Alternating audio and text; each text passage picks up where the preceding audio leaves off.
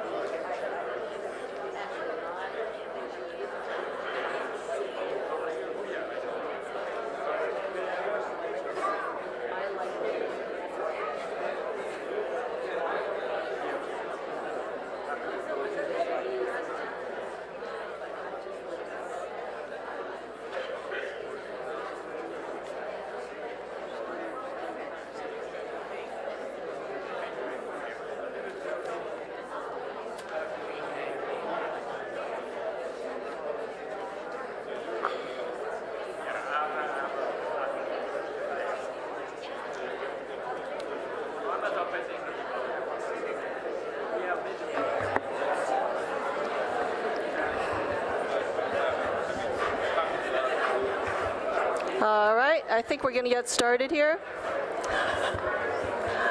Can everyone please come in? Can you hear me? Can everyone please come in, take your seats, finish your conversation so that we can get this town hall started? All right, I am Palo Alto Weekly editor Jocelyn Dong, and together with my colleague, City Hall reporter Janati Shaner, we are pleased to be co-hosting this town hall on the Stanford General Use Permit with County Board of Supervisors President, and no stranger to Palo Alto, Joe Simitian. Supervisor, unlike you, Janati and I didn't run a campaign or get sworn in to be up here on the dais, so I kind of feel like we're cheating a little bit here. But we're looking forward to tonight, and let me explain what we're going to do in 3 parts. So first we'll have introductory remarks, kind of overview and context for the Stanford General Use Permit by Janati Shaner and then the supervisor. Then we're going to move into a question-answer portion. The supervisor will be answering questions from Janati and myself.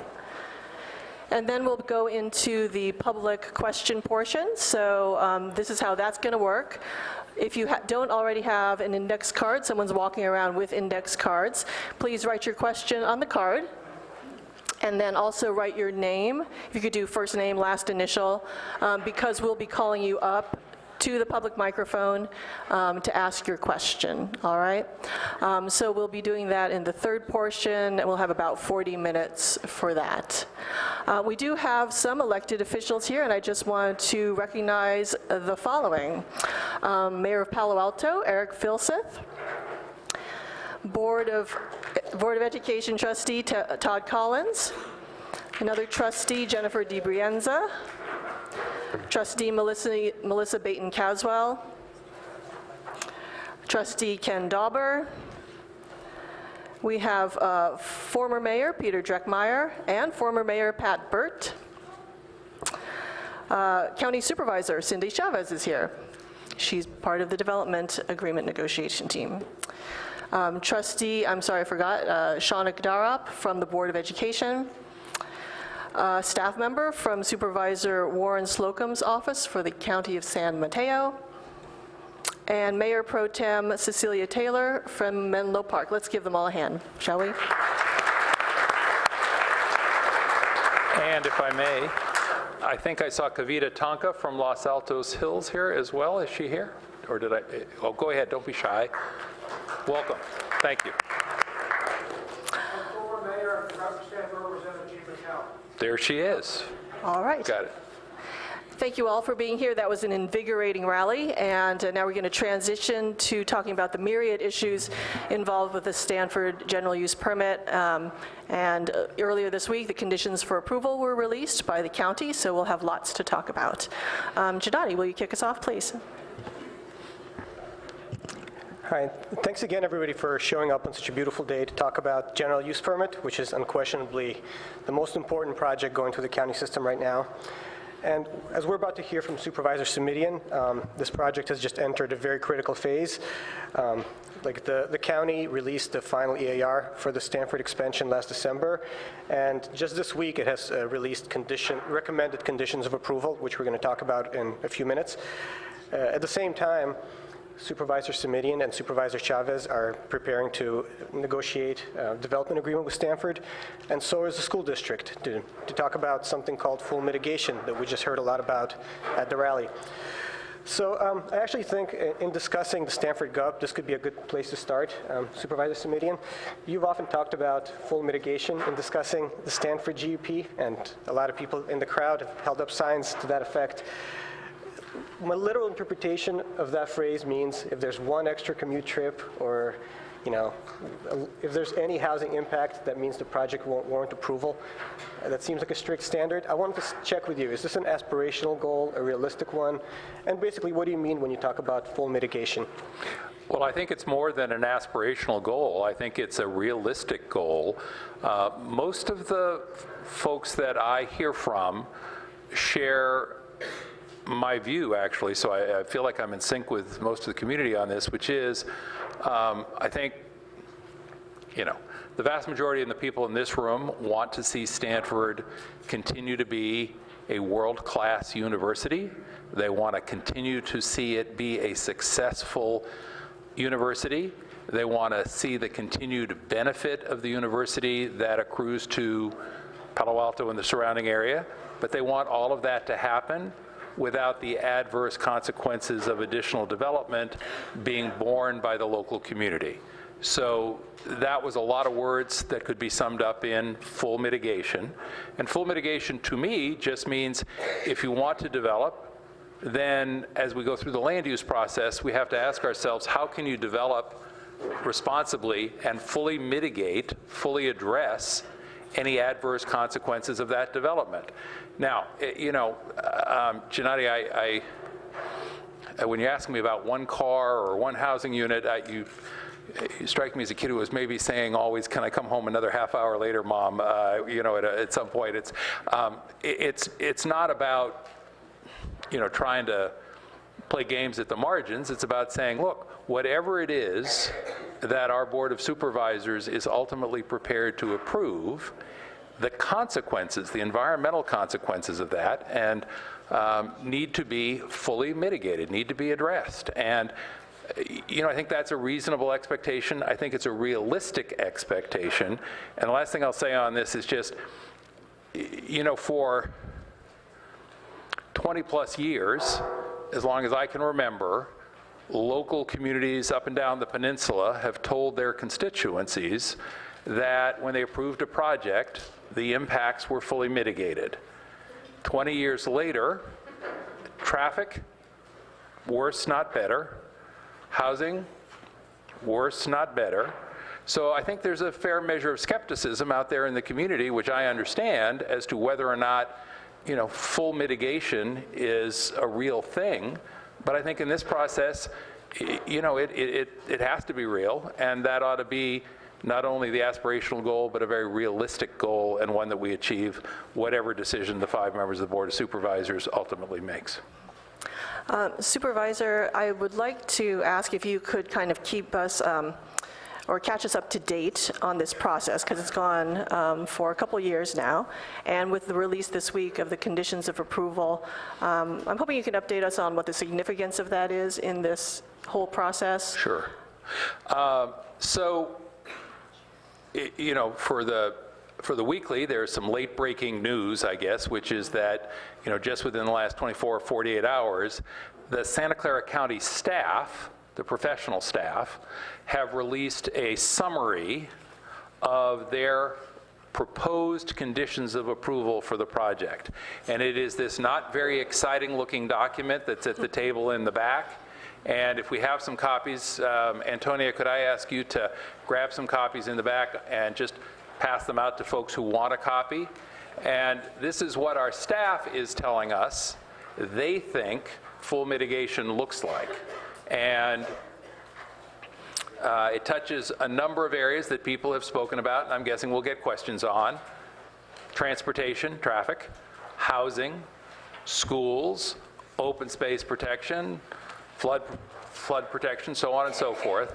And I want to underscore again 2 things. This is the headlines. So this is not, you know, the full story, but the staff thought it would be helpful, and I agree, to sort of say, look, here's our sort of bottom line take on what mitigations might look like. And then the second thing I want to say is that ultimately these are the staff's recommendations. The final decision is going to go up through our Planning Commission and then to the 5 members of the Board of Supervisors who will actually make the decision. So the conditions of approval might look like this, but they could be very different in at least some respects. And I want to say again, thanks to my colleague Supervisor Chavez, who's here, because she is serving with me on the development agreement team, but she'll also be one of the 5 members who will ultimately vote on an approval and will be mindful of whether or not these conditions of approval get the job done. The other thing I should say is, you know, I think we're going to try and wrap this up this year. You know, one thing we can all agree on is if we could have fewer meetings and more progress, that would be a good thing. I know both the applicant, the university, and I certainly would like to move this along, but we need to move it along in a way that makes sure that the job gets done and that we're, you know, rigorous and thorough in the work. I had hoped that that would be by June of this year. That's not going to happen. And now we're targeting a time sometime this fall, October, November, and that process is sort of already underway. Our Planning Commission has already had, I think, the first of 2 study sessions just recently. There will be others. They'll ultimately weigh in. Why don't I stop there, because we could talk process all night. But if you haven't picked up a copy of this document in the back, or as somebody passed it around, it's the thing that says this is what county staff is suggesting is necessary in the way of mitigations, and it's available on my website if you lose it or would rather just do it digitally. Thank you. Thank you, Supervisor. And one of the most striking things about this document you just mentioned is the housing section. And the reason I found it striking is because what the county staff is suggesting differs quite markedly from what Stanford had initially proposed in its application. Stanford's application, of course, called for 3,150 units/beds, which included about 550 faculty units. Right now, what staff is suggesting and what the supervisor will be reviewing is something around the range of between 4,700 and 5,700 units. So I was hoping to get your thoughts about the housing discussion and this kind of movement by the county towards exploring alternatives with more housing and potentially requiring Stanford to provide more housing than initially proposed. Sure. I'm going to come at it slightly differently in terms of how I think about it. Great. And I hope my virtual blackboard will work for people here. The Environmental Impact Report, the EIR, anticipates that development at the level proposed by the university would produce 9,610 new folks on the campus. So that's sort of a key number for me, 9,610. I think it's important to distinguish, and we sometimes are a little casual about this, the proposal for housing from the university was 550 units of housing and 2,600 beds. Now, a bed is not a unit. It's not a housing unit. So the way I look at it is, if there are 9,610 new folks on the scene, the 2,600 beds will take care of 2,600 people. I don't want to get more personal than that. That leaves us with 7,010 people and 550 beds. I think that math is pretty simple. 9,610 folks, 2,600 of them will have a bed. That leaves you with 7,010 people, but only 550 units of housing. And you can tell where I'm headed when I use the word only. I don't think 550 units of housing is sufficient to address the housing need of those 7,010 folks who are left over after we remove the beds. So that has been a source of discussion from almost day one with respect to the proposal. Some of you know that the EIR, the Environmental Impact Report, was recirculated to look at some additional options with respect to housing. The staff has come back and they have proposed that we look at a minimum of 2,170 units, 2,172 units of housing rather than 550 units. So roughly a quadrupling of the housing would be required under the staff proposal in terms of housing units as compared or contrasted with the initial proposal from the university.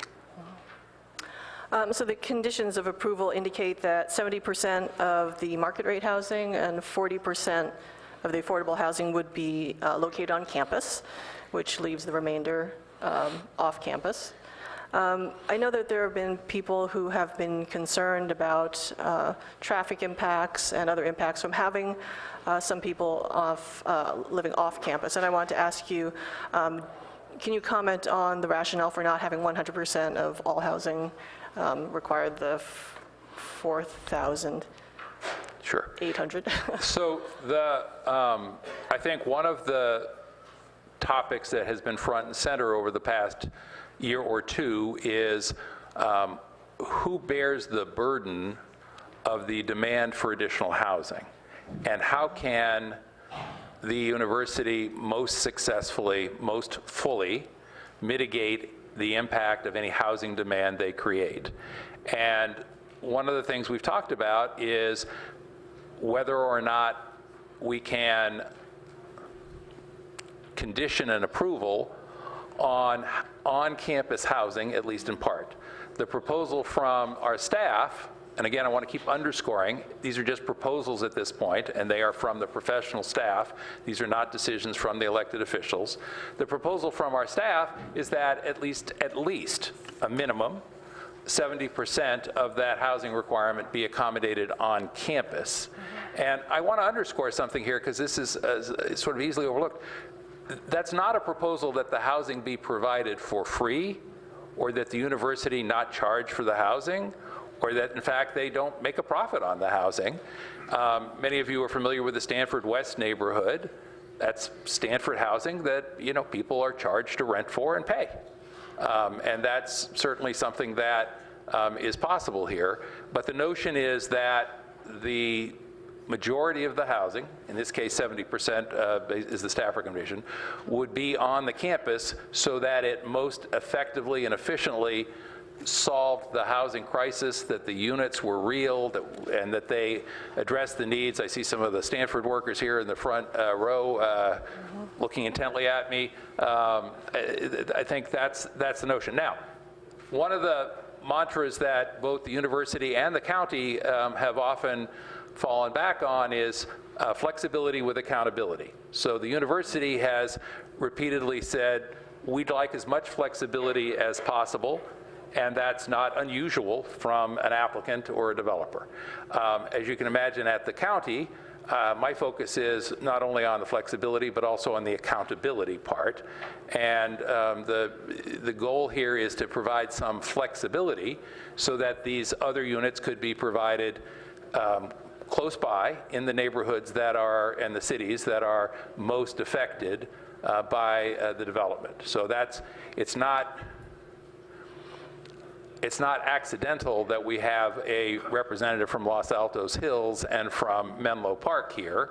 They're here, I mean, I don't presume to speak for them, but they're here because what we do in the unincorporated portion of Santa Clara County will have an impact not just on Palo Alto, but on surrounding communities as well. And if we don't fully mitigate the housing impact, those communities will also experience the impact of that. So were you saying that the reason why 100% of housing couldn't be on campus was the desire to provide the flexibility to Stanford then? Well, I'm gonna be a little cautious here just because they're not my proposal. They're Sure. the proposal from the staff. But there is a desire, you know, as I've heard from the university over the past few years now on this, and back in the day when we did all this 18 years ago, 19 years ago now, you know, the desire for flexibility was a repeated and recurring theme, and part of that flexibility had to do with the ability to do some of the housing off campus. There is this 6-mile radius that is designed to make sure that the off-campus housing development mitigates the pressure of demand in the surrounding communities. During the NICE rally before this meeting, you made a point in your remarks that impacts to schools are one kind of issue in which you don't have too many tools in your CEQA toolbox. As you know, the Palo Alto Unified School District has been, for months, been requesting that Stanford commit to a contribution for additional student demand. So I wanted to ask you, do you believe the PAUSD's proposals are reasonable in terms of financial contributions and a site for potentially new school? And if not, what obligations, if any, do you think Stanford has to the local school district? Well, Gennady, I'm sure you can understand that I'm, to some degree, not going to be able to negotiate through the Palo Alto Weekly tonight. I can dream. You've got to ask, and I've got to not fully answer. So we have a job description. Let me say this, though. For those of you who are not aware, the school district has said, hey, we need a school site in the vicinity of all these new kids who would be part of our district if the university continues to develop. And hey, not only do we need a school site, but we need some money to build the school. And third and finally, over the long haul, if there are more students, but there is not additional tax revenue by virtue of the university's tax-exempt status, then that means that Palo Alto has fewer dollars per pupil to spend on kids in the district. So the school district has made the case that some kind of ongoing annual support would be appropriate as well. And I don't want to get too off in the weeds about school finance, but this is a function of the fact that we're what's known as a basic aid school district, or now these days sometimes called a locally funded school district. So additional kids don't bring additional support, not significant additional support from the state.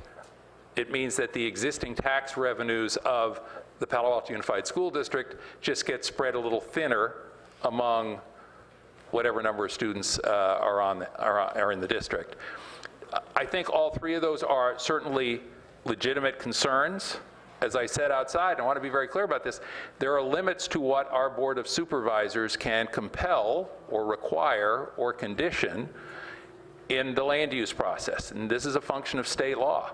So for example, there is a developer fee statute that spells out what the rules are for how much you can expect someone to pay in fees towards school construction. It's a relatively modest amount. It is far from sufficient to actually get a school purchased and built. So that's where some of the conversation will take place. But again, state law precludes my colleagues and I on the Board of Supervisors from changing that developer fee amount unilaterally.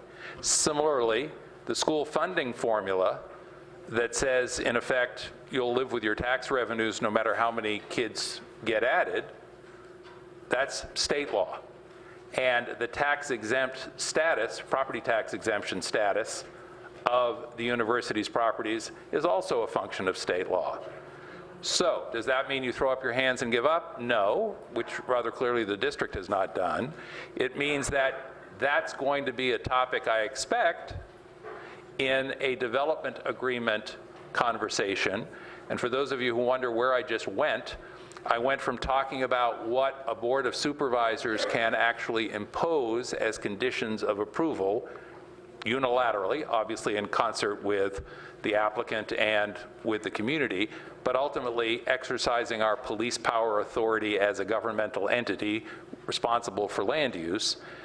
If there are issues like these school issues that we can't use conditions of approval to fully address, then we can have a development agreement, a contract, if we can get to yes and essentially get an agreement between the university and the board, which would be informed by this. The one thing we can do, and I should mention it because I see that it is on the handout here, and it's on the portion that actually talks about community plan updates, is there's an indication here that we could designate a school site on our land use maps, and I want to be really careful about the language again.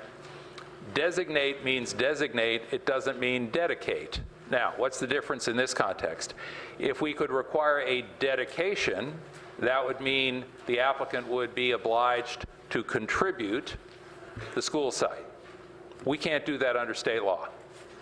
What we can do under state law, however, is identify a location where there is a need for a school in the future and designate it, put it on the land use maps in our community plan, which is specific to Stanford, which is part of our larger general plan, the governing document for land use.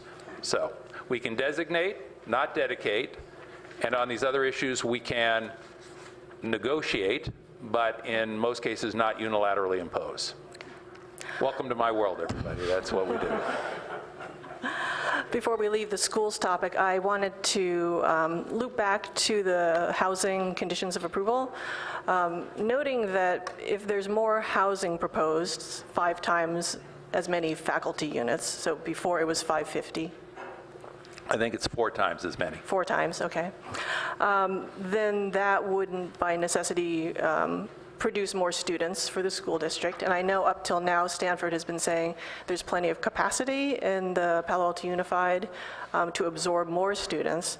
However, if you have more housing as a condition of approval, then it seems like that could radically change kind of the whole conversation between the district and Stanford, and pertain to the per pupil fee. Yeah, let me just say, I've heard this argument, and here's the part of the argument I'm not persuaded by. I just want to be candid with everybody. The argument goes like this: gee, if you wouldn't make the university actually mitigate its housing impact, we wouldn't have this challenge about where to put the students. Okay.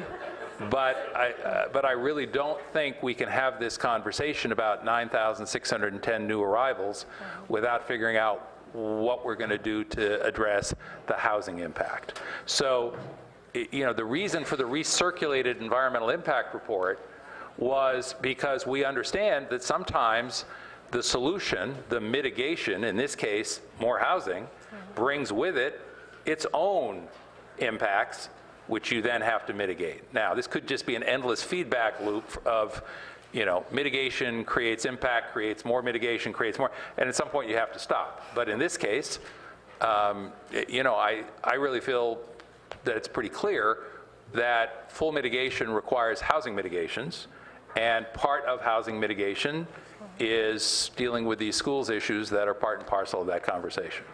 And, you know, I should just say, because I think we ought to try and strike a little note of optimism here. You know, a week and a half ago in the Palo Alto Weekly, there was an opinion piece, and I just happen to have a copy with me, by Martin Schell talking about Stanford's commitment to Palo Alto schools. As we heard earlier this evening, the university has recently reached out and started talks with the district. That's a change in their posture, and I, for one, welcome the evolution of thinking that has led to that.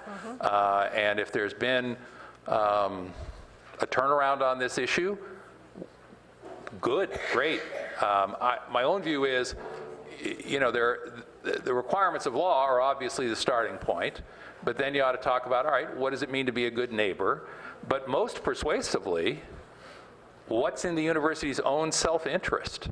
I mean, you know, when I talk to some of the school district folks, they're like, we're baffled. We're trying to build a school in the middle of a Stanford neighborhood to serve Stanford families. Why doesn't that get embraced as a wonderful opportunity? And my hope is that as the parties continue to talk, they'll reach that conclusion and find a way to get to yes. Cool. Well, let's pivot to a less complex and cheerier topic, which is traffic. Stanford, in its last general use permit, had a no net new commute trips policy, which many have heralded as a huge success. It reduced solo driver rate from, I think it was like 69% in '03 to about 43% now. A few people have seen some flaws in that, in the way it calculates peak hours. And I noticed that in this new handout, there's some methodology changes. There's a 3-tier system. I was hoping you could talk a little bit about your assessment of how well this policy has worked, and what, if anything, you think should be changed about no net new commute trips this time around. Yeah, I think for those of you who follow land use, bless you, but for those of you who follow land use, you know that often the conversation is, well, here's the impact. What could be required in the way of mitigations, meaning fixes or payments towards fixes for traffic that a new project creates? That's kind of a traditional approach. 20 years ago, when we did this the last time, and some of you will know that I was on the Board of Supervisors then before I went off to Sacramento and came back, but 20 years ago we said, let's take a more forward-looking view and talk about not imposing fees for projects that are out there, not mitigating adverse impacts, but seeing if we can actually eliminate the adverse impacts. And, you know, it was considered relatively cutting edge at the time, the notion that instead of saying, well, you know, we're just going to have to accept this additional traffic and, you know, build new streets, new roads, new intersections to mitigate it, back to this notion of flexibility with accountability, we said, look, if you can meet your no net new commute trip goals, then that's the best of all possible worlds. You won't have to pay fees you don't want to pay, and we won't be dealing with additional traffic that none of us wants to see. In the intervening 18, 19 years, we've learned some things. One of the questions that was asked repeatedly during the EIR process and that the staff looked at was, is there a better way to measure this notion of no net new commute trips? And the way it has historically been done for almost 20 years now is the peak hour of traffic going into the university during the morning commute and the peak hour traffic leaving the university during the afternoon or evening commute. And both the professional staff and the community said, well, that's good, but it's not like rush hour is really only an hour. Shouldn't we be looking at the 3-hour period in the morning and in the afternoon? And by the way, there's more and more of a reverse commute phenomenon. So shouldn't we be looking not just at who's coming into the campus in the morning, but who's leaving, and in the afternoon, not just who's leaving, but who's coming into the campus? And by the way, 3 hours is better than an hour, and reverse commute's an important factor, but really isn't the question, what's the average daily traffic look like, since this is now a year-round, everyday challenge. And so that's why I think you see the staff proposed conditions of approval here referencing, we're going to go to a 3-hour period as well as a 1-hour. We're going to do the reverse commute as well as the conventional commute. And we're going to look at average daily traffic year-round. And if we do all of those things, I think then we can make the case to the community that that is a rigorous, meaningful way to measure traffic. Now, if the university can do no net new trips, and you'll sometimes see that it is described as a no net new commute trips goal, well, if they can meet that goal, then they haven't created any additional traffic, and therefore there's no expectation that they would contribute towards mitigations. I think that's going to be very hard to do going forward, and so then the question is, to the extent that they are not able to fully mitigate through this standard, what projects are out there that they might contribute to so that they offset any impact that they have? I'm sorry, I know that's long and complicated and technical, but as you hinted, the traffic stuff is long and complicated and technical. So just to follow up, when I read the words peak period, I should think to myself 3 hours. Yes, peak hour, you should think cleverly, 1 hour. Peak period, 3 hours. Okay, that's important clarification. And, did you want to follow up? Go ahead. Oh, I'm sorry, I'll follow up on traffic. So obviously not everyone is driving these days. Stuck on 280, they just want to get out and get into something else. So many are taking Caltrain, connecting to the Marguerite. What do you think is Stanford's obligation to contribute funds for grade separation projects that are going on up and down the corridor? Well, again, I perhaps should have indicated earlier, so I have a background in land use law. I also have a master's in city planning from a university on the other side of the bay. And I am a certified planner, or have been a certified planner. I don't think my dues are current, but with the American Institute of Certified Planners. And so I come at this very much from a, with a respect for process and rules. And so when you ask about what about this project or what about that project, what I say is, if the university can fully mitigate the transportation impacts of 9,610 people and get to no net new commute trips, then there's not a lot we're going to be in a position to impose in the way of further mitigations. If they can't, then, Jocelyn, then we start to talk about, well, what are the most desirable projects for mitigation funds to be used for in terms of mitigating the impact. I think one of the challenges, I think, Janati, your earlier question was very clear about sort of acknowledging what the university has been able to accomplish over the last 20 years. That being said, that means the low-hanging fruit has sort of already been plucked. Every additional increment of trip reduction is that much harder to achieve. So, we'll see. Again, want to provide as much flexibility as possible, but also, while we're being flexible, we need to be rigorous about the way we measure no net new commute trips, and I think that's what you see in the staff recommendation is sort of a more rigorous approach to making sure that that is what it is and what it's supposed to be. All right, speaking of measurement, some commenters on the draft EIR have challenged the assumptions and methodologies used to analyze increases in school population, housing, transportation impact. I'm wondering, how confident do you feel that the measures being used will adequately predict future reality? And are there any methodologies that you're kind of questioning? Well, I think I've yet to see an environmental impact report that wasn't questioned by a significant part of the community. And I don't mean that in a flip way. I mean that I think that's a very healthy thing. I think people should be questioning the assumptions. I also think that our planning commission should be questioning the assumptions, and our board of supervisors should be questioning the assumptions. And Kathy Schmidt is here from our planning commission, I see. Thank you, Kathy, from the county planning commission.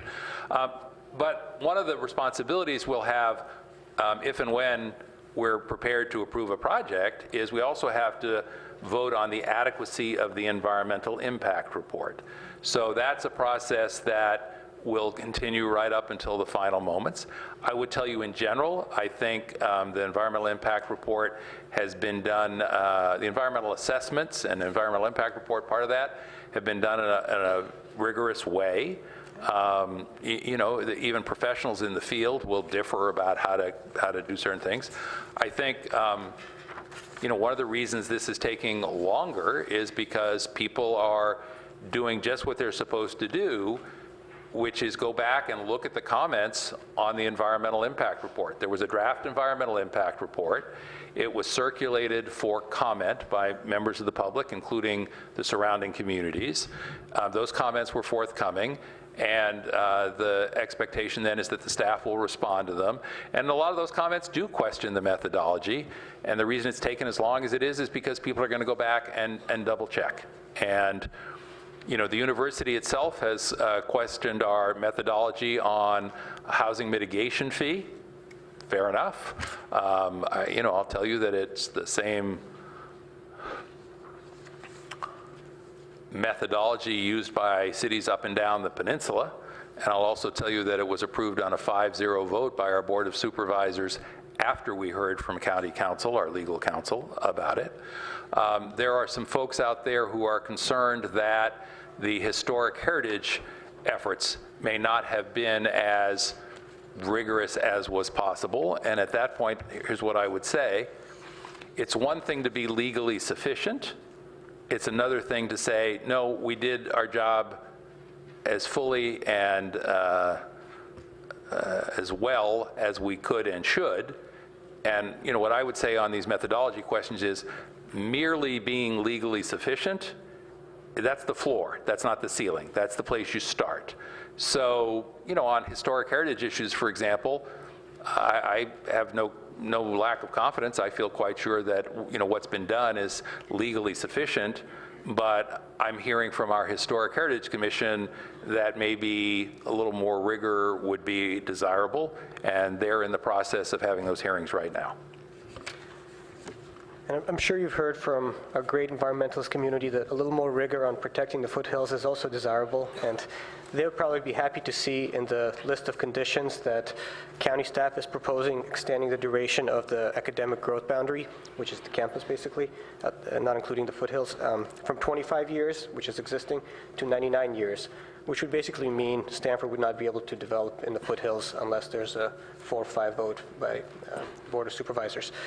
I was hoping to get your thoughts about this particular policy.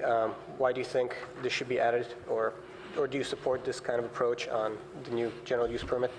Well, thank you, because that allows me to again say these are staff recommendations. And look, Also Peter Dreckmeyer's. Well, if I remember Mr. Dreckmeyer's comments, just so you know, I listen carefully at these hearings, he called out for protection and an academic growth boundary in perpetuity, which is another word for forever. And, you know, we had this conversation 20 years ago about what was appropriate in terms of development above Junipero Serra, which is the primary dividing line for this academic growth boundary that you referenced. And we did a couple of things that I thought were, you know, big steps forward. The property above Junipero Serra, the foothills, the dish, whatever you want to call it, was rezoned. It had been zoned A1, which means nothing to anyone, because it's sort of a general purpose zone. Sort of show up, ask for a use permit, and we'll think about it. I think, you know, many people, myself included, thought that that was not the kind of protection that was appropriate to the area above Junipero Serra. So today that land is designated for open space / field research. At the same time, we drew a line mostly, although not precisely, along Junipero Serra Boulevard and called that the academic growth boundary. And the notion was that the university could continue to grow on this side of that academic growth boundary, but not up into the foothills. And then the question was, well, how do we make sure that on any given day, 3 members of the 5-member Board of Supervisors don't just decide to change the zoning or move the academic growth boundary? And that's a subject of particular sensitivity because unlike the Palo Alto City Council that is elected citywide, our Board of Supervisors is elected by district. And so there's only one of the 5 voting members of the board that represents this area. That would be me. The other 4 members come from other parts of the county and are less vested in and often less knowledgeable about this area than your district supervisor is, or at least should be. And that is not a criticism of them. I obviously know less about the world in Morgan Hill and Gilroy than the district supervisor who represents them. So back to the open space. The two things that matter are the zoning that's there and that academic growth boundary. Now, 20 years ago, the decision was made, in order to make sure that on any given day it doesn't suddenly go away with 3 votes of the Board of Supervisors, let's require a 4/5 vote, a supermajority, for such a change to be made. And the debate at the time was, should that 4/5 vote be required for ever, for a year or two, and ultimately we settled on 25 years. That 25 years expires in 2025, 6 years from now. So the question is, would there be any sort of supermajority protection for an academic growth boundary, keeping the development on this side? Would there be any protection beyond the next 6 years? And the application from the university did not propose any additional years of protection. And I don't begrudge them that. I'm only speculating, but I'm pretty sure they thought, well, why should we put a number out there just to negotiate against ourselves? We'll see what the process produces. Fair enough. The staff has now come forward and said 99 years seems like a reasonable proposal to them, and that is in part a function of the Sustainable Development Study supplement that was recently performed that said, well, look, if you go to the core campus, 1,000 acres in the 4,000 acres that are in Santa Clara County unincorporated, you could nearly triple the size of the current campus, still not be denser than comparable universities over the course of the next 100 years. So if you can triple the size of the campus in the flatlands in a smart growth way, why would you ever even think about pushing up into the foothills? And, I feel, again, I don't like to try and be a mind reader, but I think that those results probably informed the staff's judgment. And again, just so you know, I read the Weekly. I think the Weekly's editorialized that given the results of that Sustainable Development Study supplement, that those supermajority protections should probably be extended for at least 50 years. So there are all kinds of numbers out there. The Weekly editorial position has been at least 50 years. Staff's professional judgment recommendation to us is 99 years. We've got other folks who are saying in perpetuity. And again, we have to follow the rules, follow the law, respect one another's rights as well as their obligations. And I've got to keep an open mind and will right up to the end of the process, notwithstanding the fact that I have opinions, I've got values, I'm listening to my community. If you ask me, do I think protection of the foothills is an important priority? The answer would be, of course I do. All right. Okay, thank you. We're going to move into our community question and answer portion right now. So I'll be calling a couple names at a time so you can get ready to come up to the microphone. Again, if you could ask your question in about a minute, that will help us to move things along. And the first 2 people, Hamilton Hitchings on flood and stormwater runoff mitigation, and Peter D. on Stanford Management Company. First Hamilton, then Peter. Hi, thank you. I wanted to talk about or ask you about stormwater mitigation. It's more of a plug. We bought our house 3 months before the 1998 flood, where I watched 400 of my neighbors' houses flood over the floor, and they had to move out and do remodels. It cost over $40 million. So since then, the first GUP has been built, and now we're proposing the second GUP. So we just wanted to make sure that the first GUP has been fully mitigated in terms of stormwater runoff, and then the second GUP will be fully mitigated in terms of stormwater runoff. And I also had a suggestion. The Stanford plan for the Searsville Dam, that is their preferred plan, would add flood protection. And so that could be viewed as a community benefit. So it might be worth Stanford considering adding that in, and it would certainly be appreciated by the community. Thank you. Thank you. I should tell you, I remember the flood of '98 well. It's our neighborhood. I saw the water rise up the street I live on and come up over the sidewalks. So I have some personal understanding of just how threatening that is. Fortunately, we escaped without any meaningful impact. I hope it provides some reassurance when I tell you that the university is required to contain all new runoff on the site. I have heard from folks in the community who want to see some additional upstream detention. There are limits to what we can require through conditions of approval because, as I said earlier, we can't require folks to mitigate new impacts if there aren't new impacts that are left unmitigated. That being said, it's my understanding, both from the community people I talk to and the university, that the university is in conversation with the San Francisco Creek JPA, and those conversations are promising. They're taking a while, but everything seems to take a while. So bottom line, what I can tell you is I will be absolutely sure that we look at the issue of flood protection and on-site retention for any new impacts, but we cannot require an applicant to go back and mitigate the impacts from a surrounding area that they did not are not contributing to. Thank you. Thank you, Hamilton.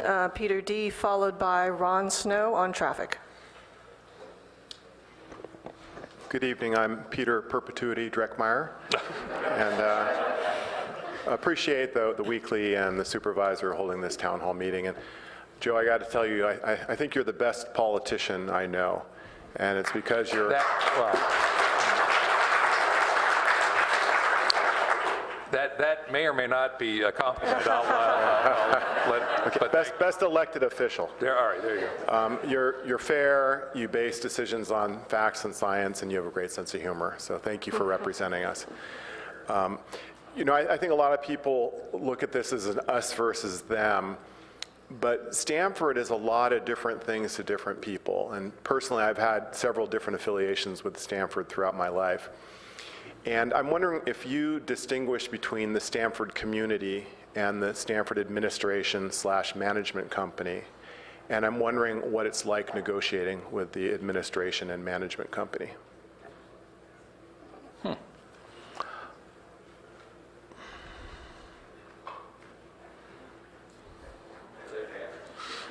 I'm going to take this to a slightly different place, and I hope you find it responsive.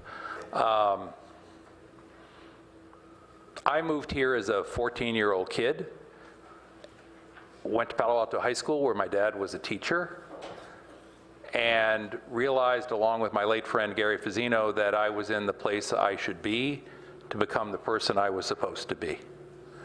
And that was because a lot of people did a lot of good work long before I got here to make this the extraordinary place that it is. Imperfect, but extraordinary. And I am mindful every day of my life how lucky I was that that break came my way. I think any fair-minded person, all due respect, would tell you that the university is a big part of what makes this place extraordinary. So I want to make sure that this place stays extraordinary, and I think the university's continued success is a big part of that. That being said, we've got a set of statutes on the books, ordinances here locally, rules that govern land use, and so when anyone comes forward, anyone, the expectation is that you follow the rules, you abide by the law, and you fully mitigate your impacts. And the question is there anything, are these mutually inconsistent goals? Can the university remain extraordinary and be an extraordinary asset while still fully mitigating any adverse impacts of future development? I believe those are not mutually inconsistent goals. And I believe it's my job to make sure that to the greatest degree possible, we achieve both. So, it's not a popularity contest, respectfully. I have folks who are Stanford boosters. I've got folks who are Stanford detractors.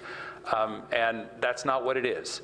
It's about, here's the proposal, here's the impact, And are we having a serious conversation about how to let folks do what they'd like to do without adversely affecting the surrounding community, without externalizing the costs of their development on surrounding communities? I think we can get it done.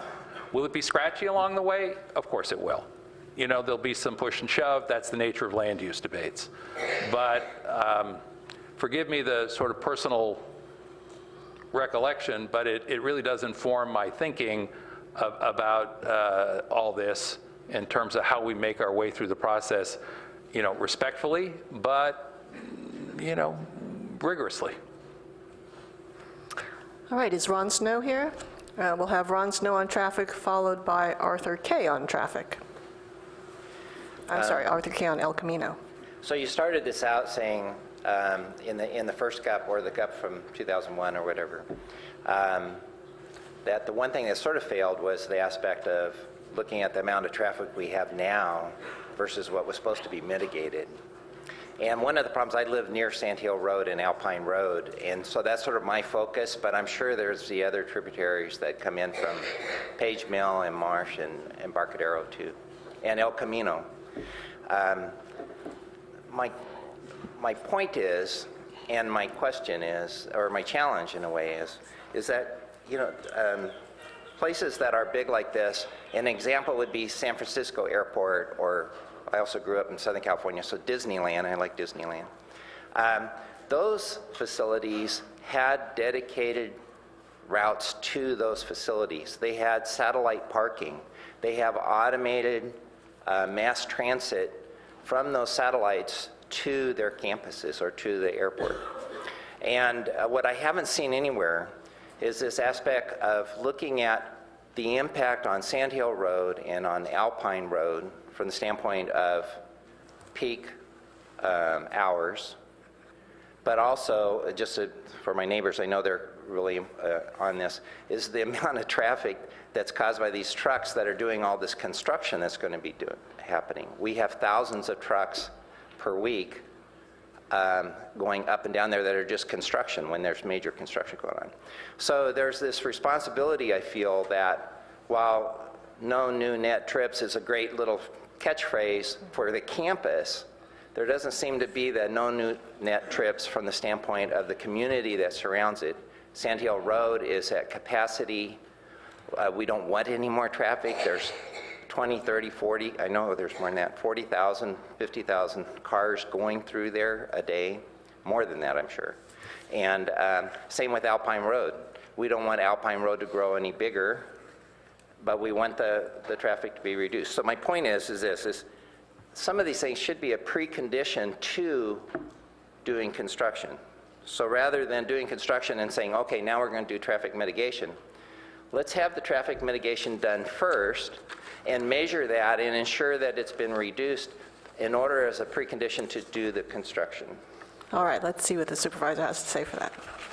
Well, first of all, I will go back and look at Sand Hill Alpine specifically. I know the intersection. I know the challenges of the intersection. And at an earlier point in my life, I used to cycle the intersection, but it's been a while since I got that far out of town. But I'll go back and take a look. I think the point you make about construction traffic is an important one. It is often overlooked, but as I look at our county staff, I can assure you that the construction traffic impacts were considered as part of the environmental impact report process. And I should have called out earlier, forgive me. I'm pretty sure I saw Jacqueline Anchano, who is our planning director here. Ms. Anchano, are you? Yes, thank you for being here. And the consultant we've hired to help give us extra bandwidth on this particular project is Jeff Bradley with the M Group, who's here, and the deputy county executive, who is trying to make sure all these pieces come together, and I very much appreciate her efforts, is Sylvia Gallegos, who's in the back. And I introduced them all in part to encourage you to introduce yourselves, but also because I want you to know that they're here and they're listening, you know, away from 70 West Heading Street, the county government center. Now back to the traffic issues. The no net new trips approach, I think, makes sense as long as the criteria are the right criteria and as long as we measure them in a rigorous, documentable way. And, you know, we don't get to essentially pick out half a dozen places around the Mid-Peninsula that are struggling with traffic issues and say, well, gee, we'd like some money to fix this or we'd like some money to fix that. We can require mitigations where there are impacts generated by the new development, but we can't require someone, nor do I think we should, to pony up, forgive the expression, for a solution to a problem that they didn't create or aren't creating. Now, what I was trying to say earlier is not that I think our existing system has failed us, because I don't think it has. I think it could be made better and more rigorous, but that I think the system has failed the Mid-Peninsula and the Bay Area generally when you look at how things have gotten worse, not better, in spite of the assurances that are there. One of the things that is a bigger deal than is perhaps immediately apparent as I look at this document is that rather than issue a general use permit for the full 2,275,000 square feet for the 15 to 20 years that that might entail, there is reference here to the fact, actually it's the very first item under development academic summary, and again, this is the proposal, phased development of a maximum of 2,275,000 square feet of academic development to be considered for approval in 25% increments and not more frequently than once every 5 years. And to your point, that's a way, I think, of saying, hey, we had certain assurances about how all this was going to go, how well it was going to work. Let's check our homework and look at the real results, you know, every 5 years and make sure before that the final sign off on the next increment comes along that things are working as they should. All right, thank you. So we have Arthur Kay asking a question about El Camino, and then we're going to go on to the housing topic with Priya Graves. Thank you for hosting this. Just a pre-comment, which is that you mentioned about Caltrain. Thanks in part due to Stanford's success in no new net trips limitation. Caltrain is at capacity. So increases in Caltrain's capacity for the continued no new net trips limitation is fair game for Stanford to contribute to. But let me talk about what I was here for, which is the El Camino frontage plan. According to the tri-party agreement from 1985 between Stanford, Palo Alto, and the county, the frontage on the Stanford side of El Camino is supposed to be without any development on it. So I'm wondering how that will be taken into account with respect to this El Camino frontage plan, and how how the Palo Alto's participation in the tri-party agreement will be carried forward in terms of negotiation for the 2018, or should it be 2019, general use permit for Stanford. Let me tease you a little bit and say congratulations for squeezing 3 different questions and topics into your 1 minute. Let me see if I can give a shorter answer instead of a longer one. That'll be my challenge. On Caltrain, here's what I would say. I think to the extent that the university's plans to meet the no net new commute trip goal depend on Caltrain capacity, which may or may not be there 5, 10, or 15 years from now, we just need to build in a revisiting of that capacity if that's essential to the, quote, solution. And I think that is in part what's driving the staff to say, let's revisit some of these issues rather than think of this as just a full 15 to 20 years worth of development authorization. The second thing I would say is the 1985 tri-party agreement, and Supervisor Chavez is still here, I just want to point out, that's my district. They cite the 1985 tri-party agreement because people do their homework, so thank you for that. Does call out certain requirements, agreements, expectations. So we'll go back, I'll go back and take a look to see whether the proposal that we've just gotten from staff on the frontage plan is consistent with that tri-party agreement. And the last thing I'll say about the frontage plan is this is where the university and the city meet. And, you know, bluntly, I hear from a lot of folks who say, I don't care what Stanford does on their campus as long as it's in the interior, because then I don't see it and it doesn't impact me and I don't care that much about it. So that being said, when we had a subdivision request recently before our Board of Supervisors, we had some of the Stanford campus residents who came, and they were quick to remind all 5 of us that we're their local government. So, you know, a county building at 70 West Heading Street in San Jose may not seem like a little, you know, the sort of intuitive seat of local government for the faculty subdivision at Stanford, but in fact, that's where it is. And so the folks who were there were exhorting us, hey, Board of Supervisors, do your job, be our local government.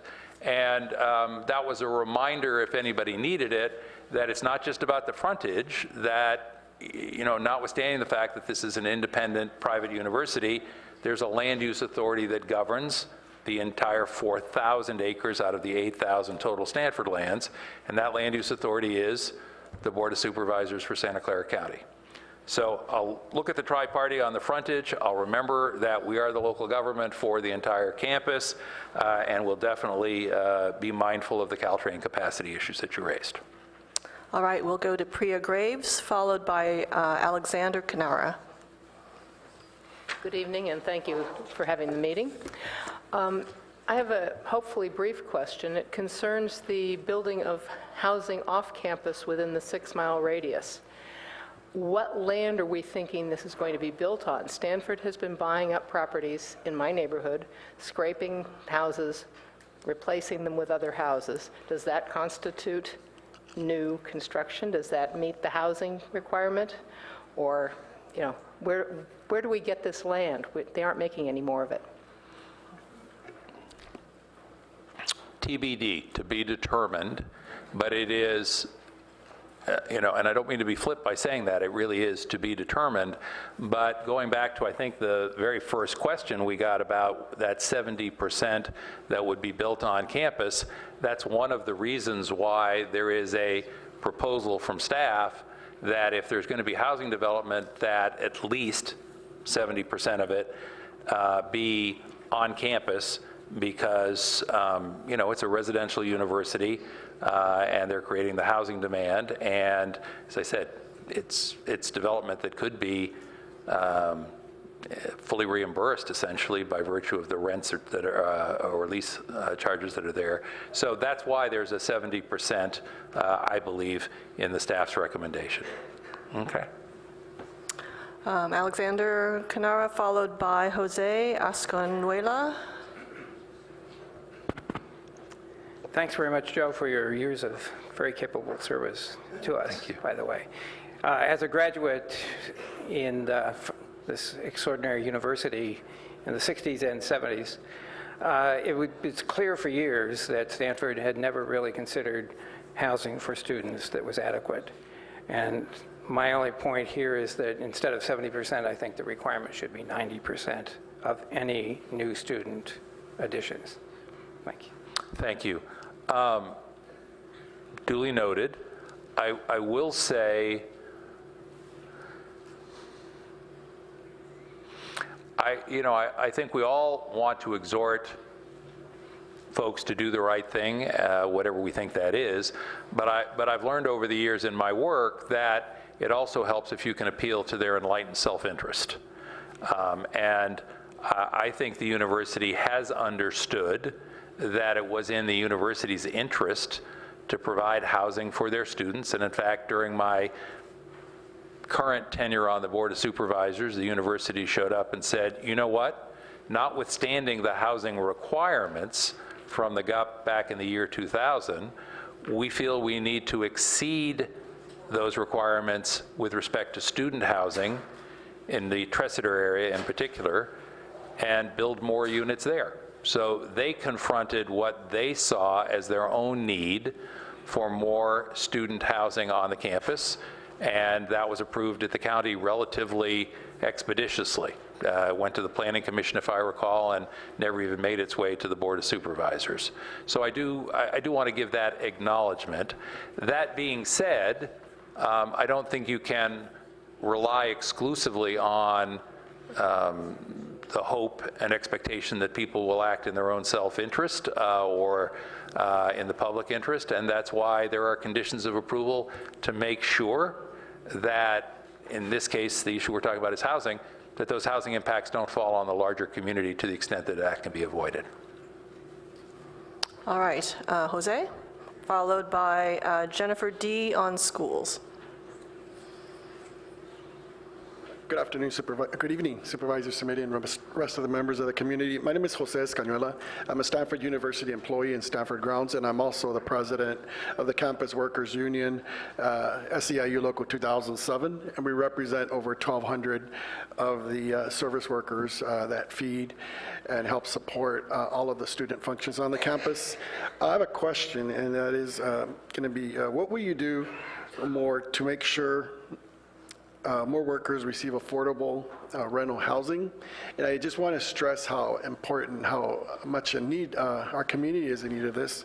I have a text here from one of our members who was evicted from the room that she was renting nearby. She's a Stanford University employee as well. And she's asking me this afternoon if we know anybody who could sell her a cheap car, because that's where she's been living in since last week. Everybody's trying to help find housing for her, but she doesn't even have a car of her own to get to work in. The other thing that I did want to say is that we fully endorse Scope's 2035 linkage fee improvement recommendations and the conditions of approval. Thank you. On the issue of affordable housing for workers at the campus, a couple of quick observations. One is, separate and apart from the GUP process, the general use permit, our Board of Supervisors adopted 2 ordinances that deal with affordable housing. One of them requires development on those 4,000 acres of unincorporated lands. If it's residential development, it's an inclusionary zoning ordinance, and that would require 16% of the units that were built to be affordable units. And affordable means 120% of median household income adjusted for size and below. The university has sued the county on that particular ordinance. They've just recently amended their complaint, and I haven't had a chance to look at the amended complaint, but we're in litigation on that issue. But what I will tell you is, to address just this issue, we adopted an inclusionary zoning ordinance, just as other jurisdictions up and down the peninsula have for years and years and years, including Palo Alto. We also adopted a housing mitigation fee ordinance, which is designed specifically and exclusively to generate funding for affordable housing. And again, that would apply over these 4,000 acres, so that if the housing doesn't get built, the fee gets paid, and we're then in a position to try and create some housing. Now, I want to be really clear about this. My hope would be that we never saw any of the fee money, because the housing would get built. The goal is not to collect fee money. The goal is to see the housing built to address the need. So that's my hope, but the fee ordinance is there so that if the housing doesn't get built, that there is at least some contribution to the cost of creating affordable housing, and that again is not borne out in the community. Full disclosure, the university thought the fee was too high. My own view was it was only focused on affordable housing, not the need for market rate housing as well. It was less than half of the fee that would have been justified according to the Nexus study that was performed. And it's a fee that doesn't have to be paid as long as somebody actually creates the housing. And we decided not to impose that fee on residential development, which we could have pursuant to state law, but I think most of us felt, well, we don't want to impose a fee on residential development since that could conceivably be a deterrent to residential development, which we're trying to encourage. So in many ways, while there was a very clear and strong objection from the university, I felt that it was, a sensible ground that we finally landed on. Okay? Stay tuned. Great. So we're going to have a couple questions on schools. First, Jennifer D., followed by Mary O. Or we'll have Melissa. Jennifer had to leave, so Melissa Baton-Caswell. She left me the following question. In your negotiations with Stanford, through the negotiation agreement, what has Stanford offered in order to mitigate their impact on our schools? Well, there are some limitations to what I can say about the development agreement process by virtue of the ground rules that we have agreed to. What I can tell you is that the application from almost 2.5 years ago now did not propose any of the 3 mitigations that the school district has asked for. And that in the intervening 2.5 years, none of those 3 mitigations have been offered up to date.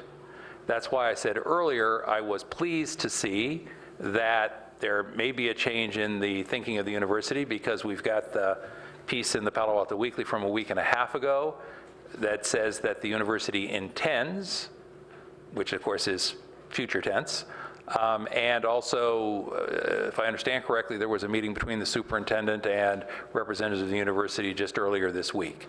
So I find all that encouraging, but if the bottom line question is, has there been an offer of a site? No. Has there been an offer of construction funding? No. Has there been, other than the developer fees that are offered, and has there, that are required, excuse me, and has there been an offer of continued funding for pupils? No.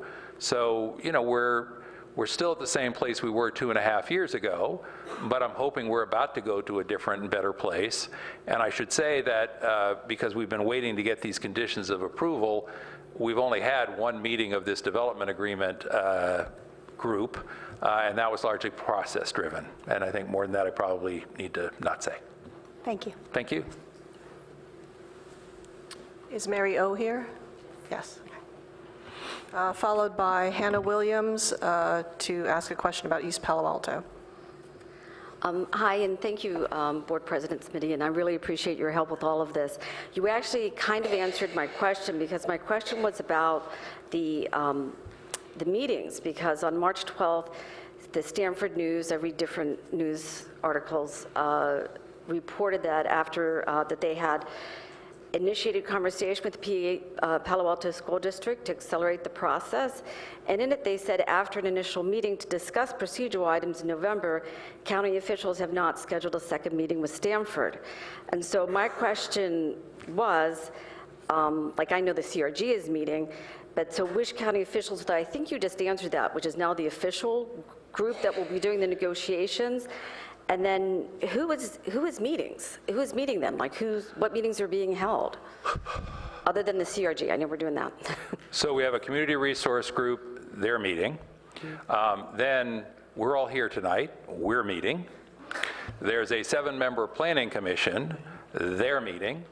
We have a 5-member elected board of supervisors, and as you know, because you've been to some of those meetings, we've been meeting on some of these issues and or related issues. Then as to this issue of the development agreement, and let me just go back to this from an earlier part of the conversation tonight, the development agreement process is designed to be a negotiation where one party says, here are some benefits we would like, and the other party says, great, but here are some benefits we would like.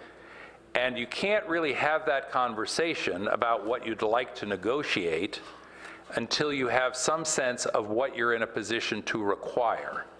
So it hasn't really been possible to sit down and negotiate potential bargainable benefits, if you will, until we have a set of conditions of approval so that the university can say, now we understand what at least the staff is recommending, and we can talk about things that are outside the ambit of the conditions of approval as negotiable items. But until you get this, you can't have the other conversations, and I think we've all wished it could move a little more quickly, but as I said, and I said this publicly and I felt it strong and I still do, I'm not going to be hurried to a negotiating table until the staff does a thorough professional job of articulating what can and should be required. Thank you so much. Thank you. Hannah Williams, followed by Carol R., talking about residential areas. Hi, Hannah had to leave, so she asked me to ask her a question. One of the communities most impacted by this process is East Palo Alto, which is in San Mateo County. Is the board considering processes to involve East Palo Alto in a formal way, such as, or perhaps through a town hall hosted in the community? Well, I can tell you that at my request or suggestion, the professional staff, and Mr. Bradley, you're sitting right here in the front row nodding, have in fact been in the council chambers meeting with officials in East Palo Alto to have some of these conversations earlier on, because I am acutely aware of the fact that the impacts of the proposed development do not stop at the artificial boundaries of Santa Clara County or the cities therein. In fact, one of the challenges over the years has been that there are actually 6 different governmental entities with responsibility for land use for the Stanford lands. So there are 8,000 acres, and some of you think of them as Stanford as, oh, that's Palo Alto. Obviously, tonight we're talking about 4,000 acres that are in unincorporated Santa Clara County, but there are also portions in unincorporated San Mateo County, Menlo Park, Woodside, and Portola Valley. So you got 6 different land use authorities, which makes it a little hard to take a comprehensive view. Then to your point, the mere fact that none of those lands are in East Palo Alto doesn't mean East Palo Alto doesn't have a stake in the outcome. So what I have done is I have pulled together a series of conversations with all 6 of the bodies that have governance authority, and then we have supplemented that with participation by both East Palo Alto and Redwood City, because Redwood City now, as many of you will know, has a substantial amount of Stanford-related development in that community as well. And please bear with me for just a second as I look at the publisher of the Palo Alto Weekly and say, all of this, of course, has been done consistent with the Brown Act and our open meeting rules, okay? Back to you. Thank you. Thank you. All right, is Carol R. here? We are running out of time, so I'll make this the last question, and then we'll just have a wrap-up. Thank you very much for holding the meeting tonight. I'm here as a Stanford campus resident, and we have a concern as to why the Stanford residential neighborhood has not been included in the upcoming GUP negotiations. It was included in the 2000 GUP, but it has no longer been part of the new process. I know the Stanford University has told us they have no plans to develop in the area, but we're concerned, especially now that we hear there's going to be 2,000 units perhaps instead of 550 on campus. And we're also concerned because many of the homes are 100 years or more old, and we've also not been included in the historical resource reports that have been generated by Stanford. So we'd like your support as our lone representative to represent us on those issues, if you could. But no pressure, right? Right. Okay. I do want to call your attention to some language that is perhaps a little vague and a little planary, and I mean that in a non-judgmental way, where it says on the Stanford University Community Plan Updates page of the proposal, and again, general plan governs land use for the county, community plan is specific to Stanford lands in the unincorporated county. And if you take a note, there's some language there that says alignment of zoning with community plan designations. The county will evaluate the land development standards as appropriate to determine if they should be updated to implement the community plan policies. I believe that is the answer to your question. Yes. I am mindful of this, and I've said so in public meetings. It's an interesting challenge because the university, when it wants to intensify use in a residential neighborhood, says, hey, we're just doing what we've been either told to do or asked to do, which is try and address the housing shortage. The pushback is, well, it's all well and good that you're trying to increase the housing, but that doesn't mean that's the right way to do it or the right place to do it.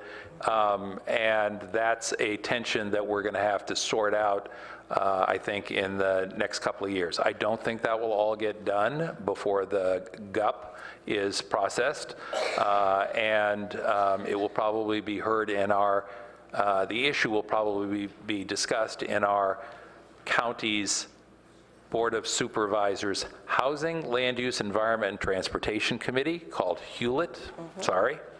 And I think that's where those issues are likely to play out in the future. But please know that they are top of mind for me. And this goes back to two other issues, and I know we need to wrap because it's 8 o'clock. One is this issue of, hey, who's our local government? And it's a unique set of circumstances when it's an self-governing private university, but in unincorporated lands. Ordinarily, this kind of development would require annexation to a city. Neither, and I mean this in the most loving of ways, neither Palo Alto nor Stanford University have expressed much interest in being annexed into Palo Alto. That means that the development continues in the unincorporated area. It presents a unique planning challenge, and it presents some interesting governance challenges as well, as you've just suggested. Well, thank you. But the other piece is, and I'm sorry for the zoning, but I mentioned earlier A1 zoning. Much of the Stanford campus has A1 zoning, which is a general purpose zone. So you don't really know from looking at that what could, should, would be developed. That's a legacy. We addressed some of that A1 zoning when we looked at this 20 years ago, but much of it still remains. If you go to downtown Palo Alto and you look at the zoning and the setbacks and the height requirements, you can figure out, here's how much development might be allowed there, and you know what the maximum is. You go to the Stanford lands that are designated A1 under the current system, you can't tell. You don't know the answer to that. What does build out on that parcel or parcels look like? There is no answer to that question. So I do think we're going to need to take a more careful look at the zoning, as well as these issues about where housing density takes place, to make sure that we get the best of both worlds, which is the housing we need, but with preservation of neighborhoods and historic resources to the extent that it's appropriate. Thank you very much. Thank you. Appreciate it. All right, we didn't get to quite everyone's questions tonight, and I do apologize for that. Supervisor will be here afterwards if you want to ask your question of him directly. Also, a video of this session, I believe, is recorded and will be available on the supervisor's website. So thank you for coming, and let's just give a hand to Supervisor Simitian for sharing his expertise. And thank you to you all for coming, and thank you to the Palo Alto Weekly for hosting the event.